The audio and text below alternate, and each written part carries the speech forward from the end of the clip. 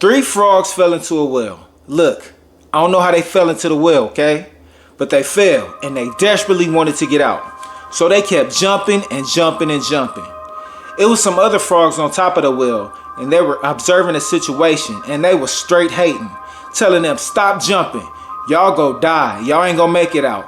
You too old, you too fat, and you ain't even qualified. You ain't got no hops and you too small. Stop jumping, y'all gonna die. So two of the frogs slowly reduced their jumps and eventually gave up. They both ended up collapsing and they both passed away. But the other little frog kept jumping and jumping and jumping. He did not pay no attention to none of the commotion going on top of the well. He just kept jumping. He kept getting closer and kept jumping. And you know what? He was getting close. So finally he took a break, took like a 5-minute break, gathered up all his energy, and with all his might, he jumped and he made it. And when he made it, all the other frogs cheered him on. One of the other frogs came to him and said, man, how did you succeed? We was telling you not to jump the whole time, but you didn't pay us no attention and you kept jumping. What did you do? Like, what was your secret? He said, since I'm deaf, I didn't even hear you guys. He said, I thought you guys were cheering me on the whole time. When I first heard this story, I was very inspired, but I couldn't help but to laugh because I pictured the frogs speaking sign language with their webbed feet, but I digress.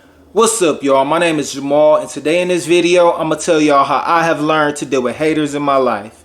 If you don't know what a hater is, I'm going to give you my personal definition of a hater. A hater is somebody who always has something negative to say or always criticizing you. And I'm not talking about positive, constructive criticism. No matter what you do, they will criticize you of it. If you're dealing with somebody like that, you might be dealing with a hater. Don't even waste your time trying to figure out why somebody is hating on you, because there could be a billion reasons why somebody is hating on you, right? Just stay focused on becoming the best version of you possible. You got greatness on the inside of you, okay? They do too, but they are so busy focusing on you that they don't even know that they're holding themselves back. Just focus on becoming the best you that you can be, all right?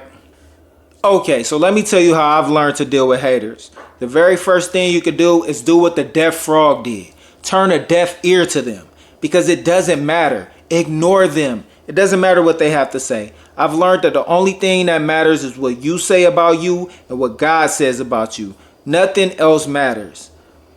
I read this scripture in the book of Ecclesiastes, and if you don't know what the book of Ecclesiastes is in the Bible, it's written by King Solomon, one of the wisest men in the world. And this book, Ecclesiastes, is one of the books of wisdom. He said something in this book that convicted me and made me laugh because it was so wise. Listen to this. Ecclesiastes chapter 7 verse 21 and 22 says, also, do not take to heart everything that people say, lest you hear your servant cursing you. For many times also your own heart has known that even you have cursed others. Solomon, why you do us like that, man? Hey, Solomon said what he said, y'all. Don't get mad at me. I didn't say it. King Solomon said it in his wisdom. And you know he's telling the truth. And that's why I don't take to heart what everybody has to say about me, because it don't matter. So the second thing I do is I use them as motivation. People only hate on you when you're doing good.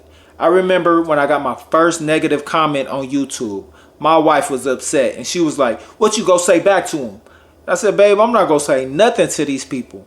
I said, we need to figure out how to get more haters. That's how you know you're doing good. I got a couple of scriptures for that as well. Listen to this. Romans chapter 8 verse 28 says, and we know that all things work together for good to those who love God, to those who are called according to his purpose. And we could also take a look at this one. Romans chapter 8 verse 31 says, what shall we then say to these things? If God be for us, who can be against us? So that's how I use them as motivation. I don't constantly repeat the negative thing that they said to me in my head, because that could lead to bitterness. Instead, I just ask myself, do I love God? Am I called according to his purpose? Then all things are working together for my good. Is God for me? Yes. Then can't nobody be against me, right? Okay, so what if you're like the other two frogs and you actually heard what the other people said and you're hurt by it? What do you do then? Let me tell you a story. One time I accidentally overheard some people talking about me, and it hurt my feelings. And I think it really hurt my feelings because they were church people. Have you ever been church hurt? Look, if anybody at the church ever hurt you, don't get mad at God for that. That's their problem, not God's problem.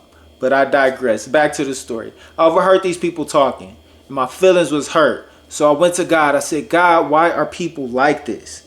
And while I was praying to God, God reminded me of this scripture.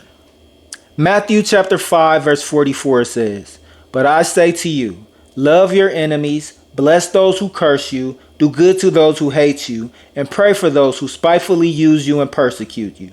Now, y'all, I'm going to be real with you. I have a flesh and I have a spirit. And my flesh did not want to pray for nobody. My flesh wanted to get their lick back. He wanted to get their get back.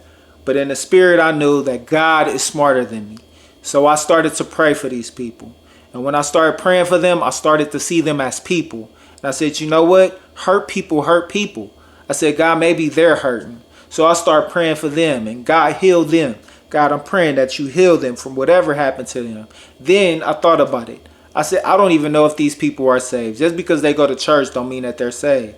So I start praying for their salvation. And I start praying for their family. And I just start praying for them. And while I was praying for them, I felt healed. Like all the bitterness, all the hurt was gone. Y'all, God is smarter than y'all, man. Do what God say and you'll be okay. So here's a quick review of what you can do to handle your haters. First, ignore them. Second, you could use them as motivation. And third, pray for them. Hey y'all, thanks for checking out this video. My name is Jamal and I'm strong and courageous. And I'm just here to inspire my people. God bless. Your boy keep winning, I don't lose. I just want you to know you can do it too. When life gets hard, I don't fall apart. I always keep my head up, I got God.